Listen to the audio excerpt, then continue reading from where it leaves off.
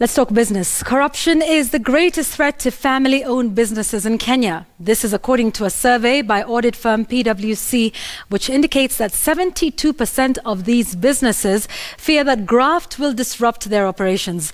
Dennis Otieno has more details on this and other findings from that report. The survey conducted by PwC between 20th of April and 10th of August last year sampled views from 46 respondents in the country. 72% admitted that corruption remains the biggest stumbling block to their growth.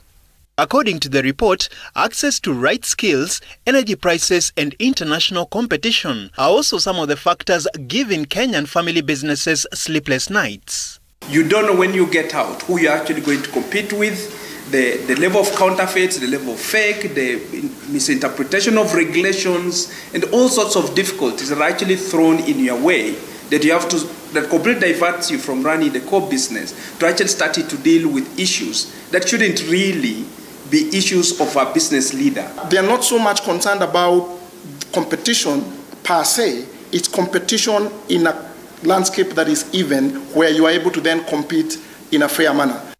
Interesting to note, 74% of these businesses are currently exporting their goods, surpassing the global average of 70%.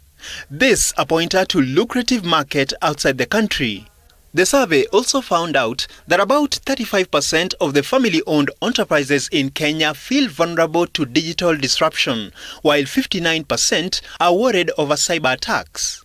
With regard to continuity and future of the businesses, only 17% have a robust succession plan in place. If you do not achieve a generational transfer properly, then it is more likely than not that the family business will cease to exist. Despite these challenges faced by family businesses in Kenya, 83% of them remain confident of growing their businesses over the next 2 years. Dennis Otieno, Citizen TV. The Cooperative Bank of Kenya has announced a pre-tax profit of 18.2 billion shillings for the full year 2018. The performance represents an 11% rise when compared to 16.4 billion shillings posted in 2017. Consequently, after-tax profit stood at 12.7 billion.